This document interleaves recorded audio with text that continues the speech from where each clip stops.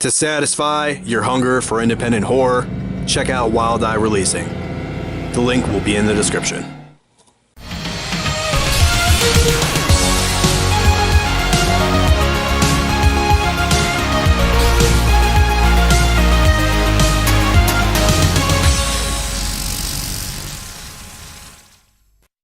What is going on, my friends? Joe again from Grindhouse Grotto. Welcome back to my channel. Today I came home from work and there was a big package waiting on my front steps. And it is a package from Wild Eye Releasing. They sent me a box full of movies to review. I went and pre-opened it so that way I could remove the shipping labels. No offense, guys, but I don't want anyone knowing where I live at. So I went ahead and did that. Besides that, I have no idea what the contents of this box is. I'm going to be opening it up and reviewing it for the first time just with you all. So without further ado, let's open it up and see what the contents are.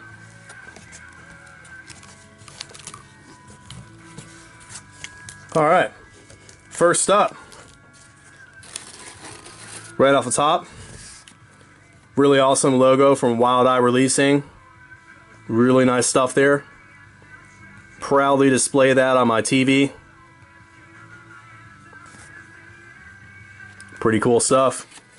So as you can see, they sent me a big stack of movies on the left hand side and then a big stack of movies on the right hand side. So I think 1, 2, 3, 4, 5, 6, 7, 8, 9, 10, 11, 12, 13, 14 movies total.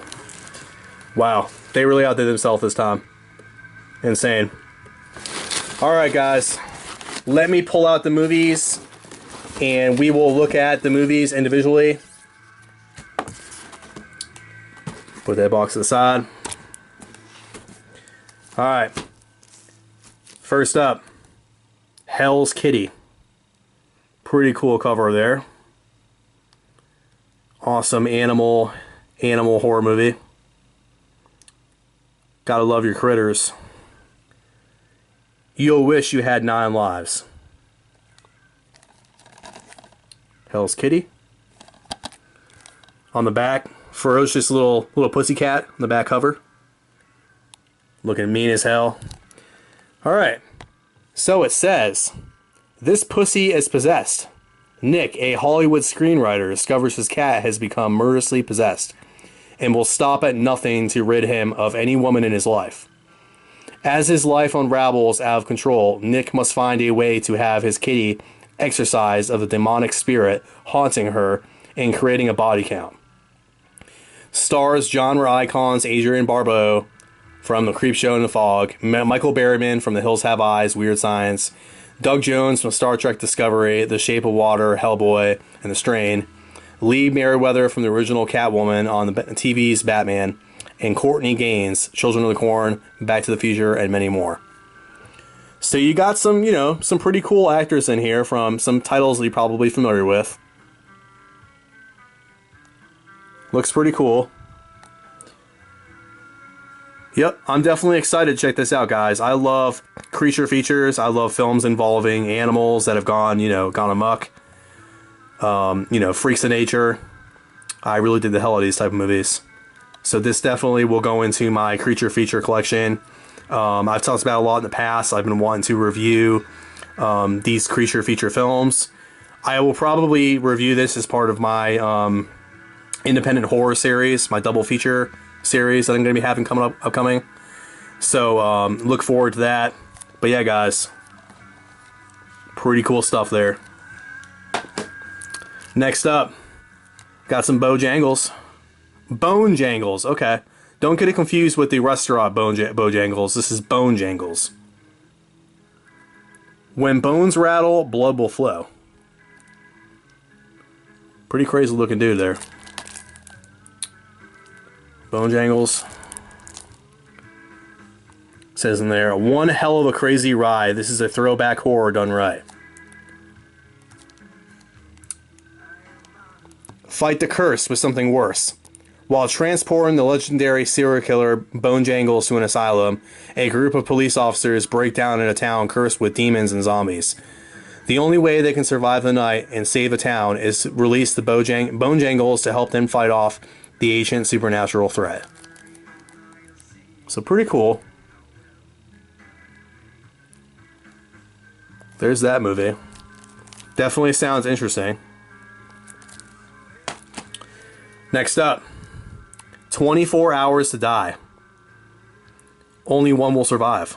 So this looks like a pretty cool, pretty cool looking cover art slasher film. I'm definitely excited to check out a new slasher film. I've seen some pretty obscure slasher films in my day, and nothing shocks me. I've seen a lot of low-budget slasher films. I've seen a lot of the mainstream ones, and pretty much everything in between. So I'm sure I will dig the hell out of this. Really cool looking. Kind of reminds me of Harry Warden from My Bloody Valentine with that gas mask and the hammer. We'll see if it had some nods to that movie. So up top, tense, atmospheric, and foreboding. 12 strangers wake up and find themselves locked in a bunker and told they have been infected with a virus and have a maximum of 24 hours to live. They are commanded to carry out a series of violent assaults against each other to compete for the antidote to the virus.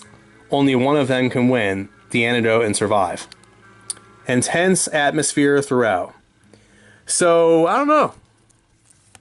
Maybe this isn't a slasher film. Kind of reminds me maybe of like Saw. Maybe. So they're all kind of stuck in this building and they gotta survive to get the antidote. So they're basically going to be killing each other? I don't know. Interesting. I'll have to check this out. Anyways, guys, there's 24 Hours to Die.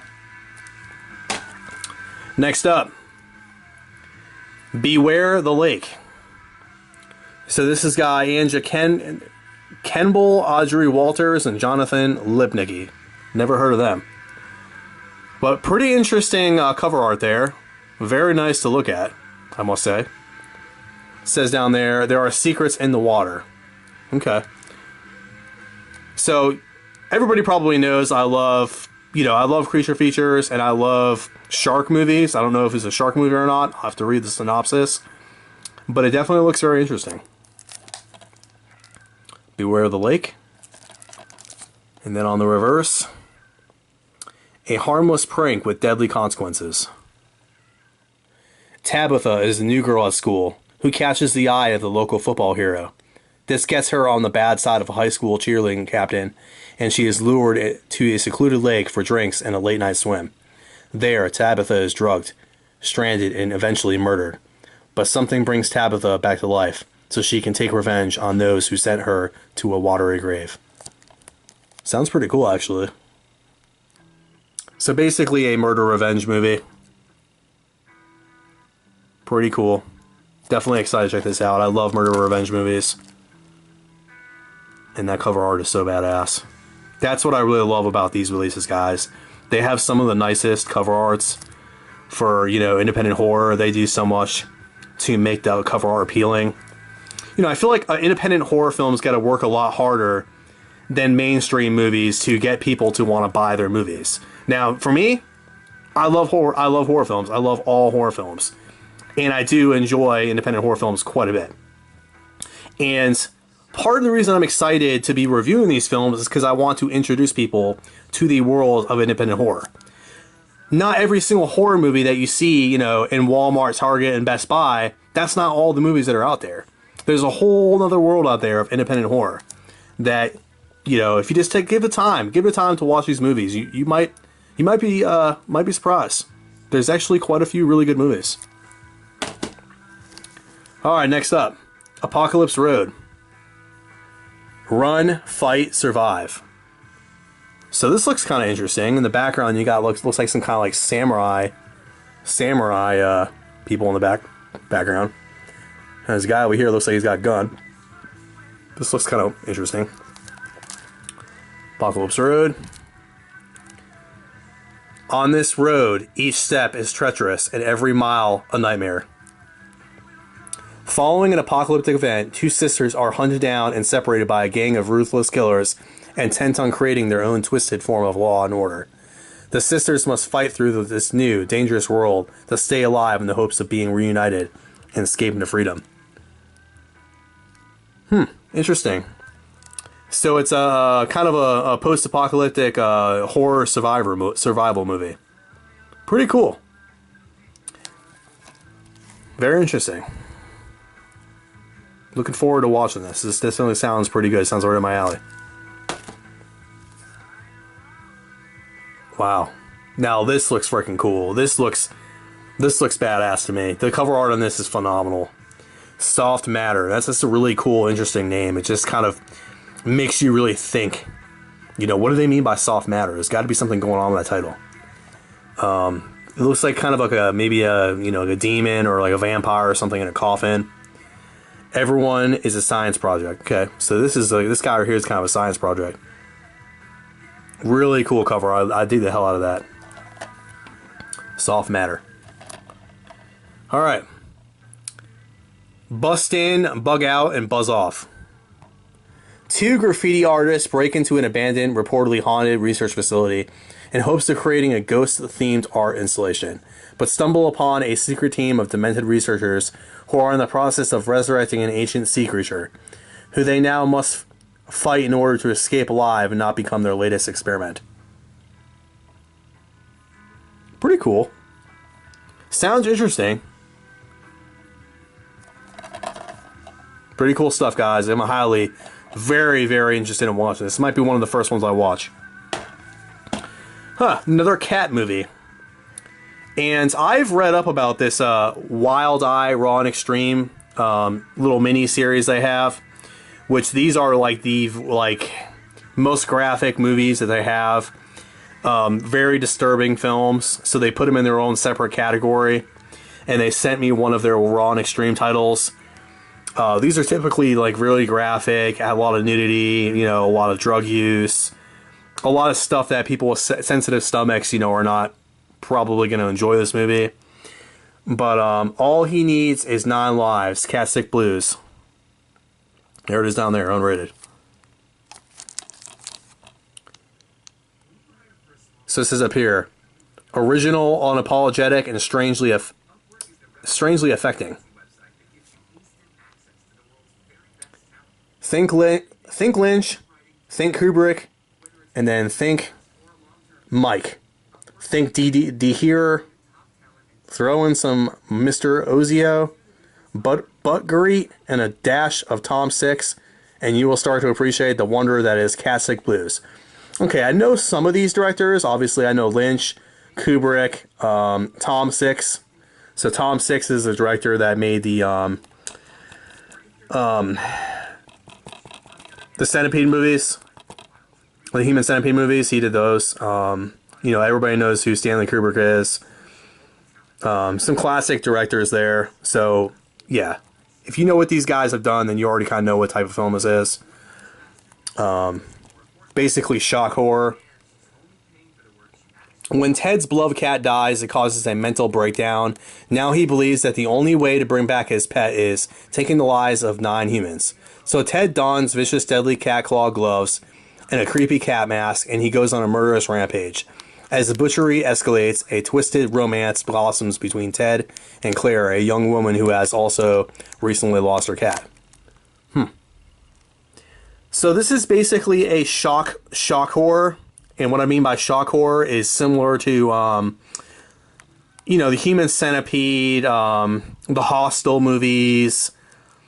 These very, very violent, over-the-top graphic movies that are meant to make people just like, what the hell did I just watch? That's what kind of movie this is. Purely for people that just want to watch really bizarre films. I'm not saying it's going to be a bad film, because I give every film a chance, but it takes a certain kind of person to enjoy a film like this. So this is just one of their films in the Raw and Extreme series that they have. And it looks pretty cool. I mean, I'm going to watch it. Definitely. I'm going to be doing a review on all these films. So yeah, let's check that out. Alright, so those are the first set of movies. I'm going to pull this box over here and check out what I got on this side. Put that over there. Can't believe they sent me this many movies. That's insane. Alright, I'm going to put that down there. Alright. So I have actually saw a review of this before. And this is another one from their Raw and Extreme series that they have. And this is the Goreface Killer, or otherwise known as the Cockface Killer. And I will get into that when I do the review of the movie. I'm not going to explain why today. But I've already seen the review, so I kind of already know what this movie's about. And basically, this guy runs around with a penis on his head, a dildo. So yeah, this is not a movie that kids are going to want to watch. But anyways, the Goreface Killer, Eat My Violence, and it's unrated. Kind of looks like the Prowler. From that cover art there, kind of looks like the Prowler if you've seen that slasher movie before. They definitely were trying to get that feel to it. Goreface Killer. Alright, not for the squeamish, the most offensive and provocative flick you can make. Non-stop, over-the-top sleaze and trash featuring splatter killings, trash talk, various severed body parts, carving new orifices into victims, and taking a dump in a kitty litter box. Yeah, guys. This movie is really out there. Definitely another shock horror movie. They do a lot of stuff in here just to basically get a reaction from people. And I do enjoy these movies. Don't get me wrong. They are bizarre. You gotta have a certain taste for these kind of movies.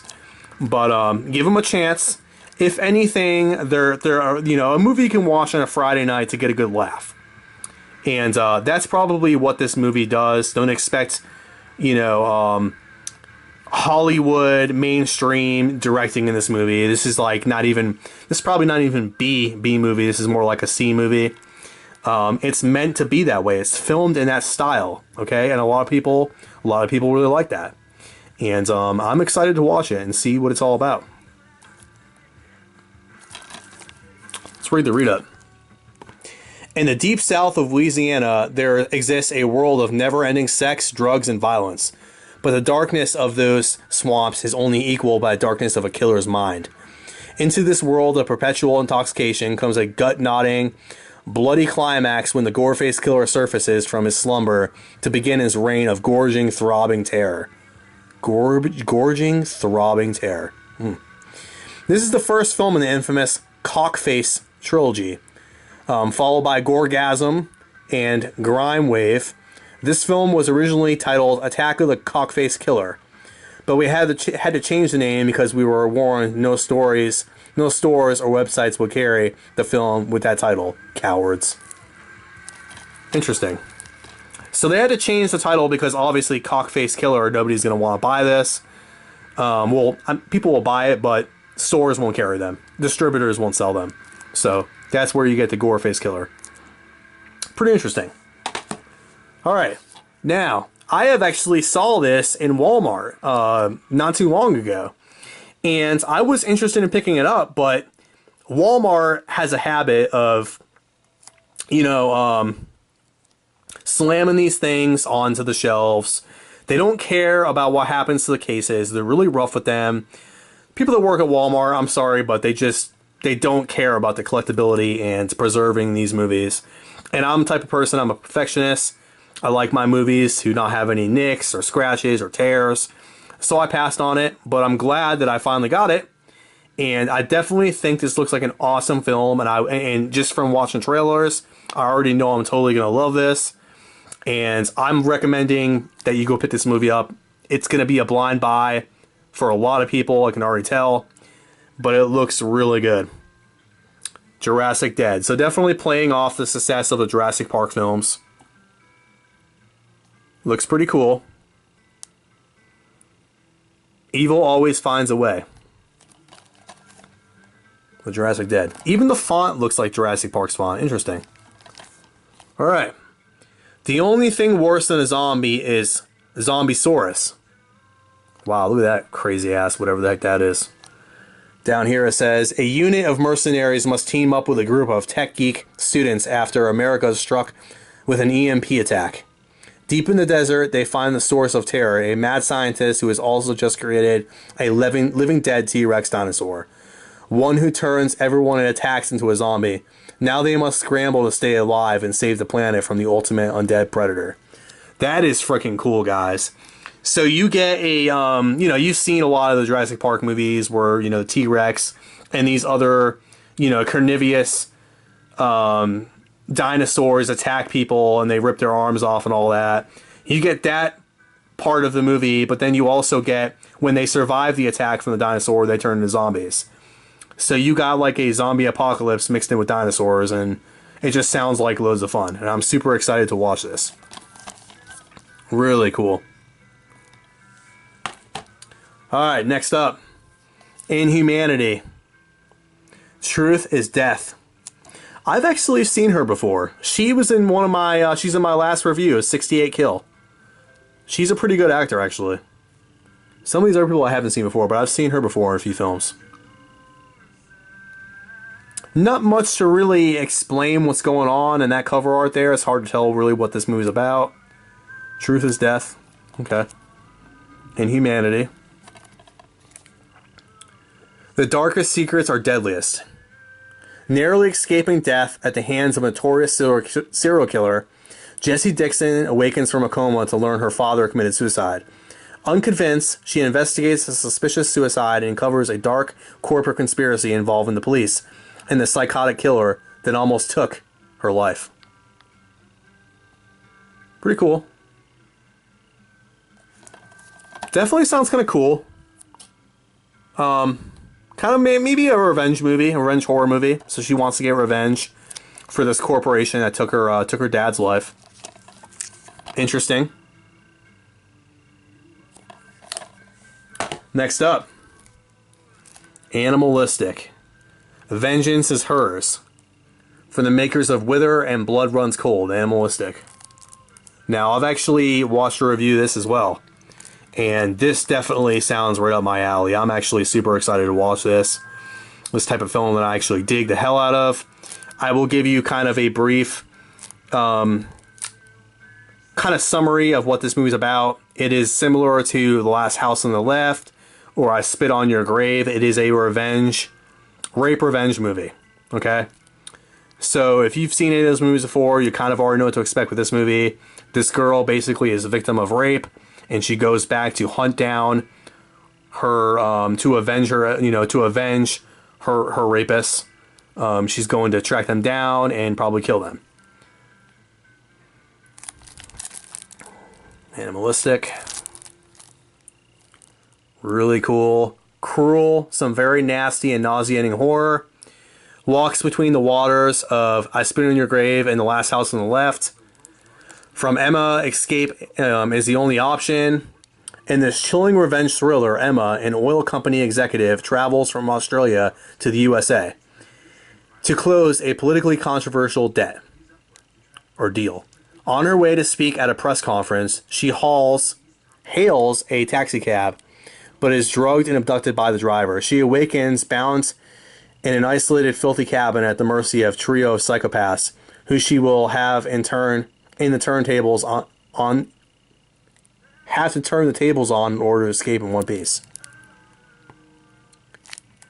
So yep, she gets taken hostage and all kinds of really bad stuff happens to her, but she gets free and seeks her revenge against her her captives. Very interesting. I'm definitely excited to watch this. I do enjoy I Spit on Your Grave, Last House on the Left. I love those movies, so I'm definitely interested in seeing this. This sounds really good. Alright. Now, this looks phenomenal right here. I can already tell this is a homage to 80s slasher films. Party Night. Just look at the font on that. That screams slasher right there. A guy with his hand down, a bloody knife, house in the background, creepy house. Looks like they're playing some beer pong. Try to make it until morning. Really cool stuff, guys. Party Night. So that looks like the killer encapsulates the feel and hallmarks of the classic slasher films. Definitely so on the cover. A good old-fashioned beer and blood fest to revel in. Absolutely. Let's get this killer party started. A group of high school friends become prey for a sadistic psychopath when they decide to ditch their school's after prom party for a private celebration at a secluded house. A homage to classic slashers of the 80s like Sleepaway Camp, The Mutilator, and Slumber Party Massacre. Sounds right up my alley. I am always excited to find these diamond in the rough guys. And I have been pleasantly surprised by a lot of these independent slasher films. They are, you know, just as good as some of the movies that we all grew and love from the 80s. They're just made in present day. And this cover looks pretty badass. I have to see. I'm definitely excited. This is one I'm highest on my list that I'm excited to watch because I love slasher films. But yeah, guys, I'm glad they threw in one slasher film for me. Very awesome looking. Alright. Darkness Reigns. Man, look at that cover right there. That was pretty badass, guys. Be careful what you wish for. Darkness Reigns. It's fun, gory as hell, and solid throughout. The devil always walks... What does it say? God, I can't read that. The devil always walks... What does that say? I can't even really tell what that is, guys. Devil always something his due. Okay. A group of filmmakers shooting a behind-the-scenes documentary in a reportedly haunted hotel are faced with an unfathomable demonic force that possesses and attacks both the crew and the film stars. Casper Van Diem, will the film's director be able to escape with the paranormal proof he has captured, or will he succumb to the hellish plans of the demon who has surfaced and pay the ultimate price? A frantic sense of unease and worthwhile payoff at the film's climax. Sounds pretty cool. I really wish I could find out what that word says. It looks like walks, but it looks like an N and an X. I'm not really sure. Wants. Okay, the devil always wants his due. Okay. I kind of see it now. It looks really weird. Okay. Sorry about that, guys. I thought I was seeing something. I'm like, man, what is that? What did I say? Alright, last but not least, the final movie that I got. Dead House. Don't Open the Door. The unrated director's cut. Pretty cool. So, I'm thinking this is a zombie film. Dead House. Okay, I guess I'm correct. It is a zombie movie. Brutal, perverse, graphic, and shocking. Who is the real monster? A group of thieves have the tables turned on them during a home invasion. Hidden in the basement, they find the remains of secret viral lab experiments gone savagely wrong. Now they must escape before they are infected with a new strain of virus that turns its victims into mutated psychopaths. NSFW, in every sense of the abbreviation, boobs, blood, and bonkers behavior are everywhere. Pretty cool, guys. Definitely excited to check that out. So anyways, let's recap what I got today.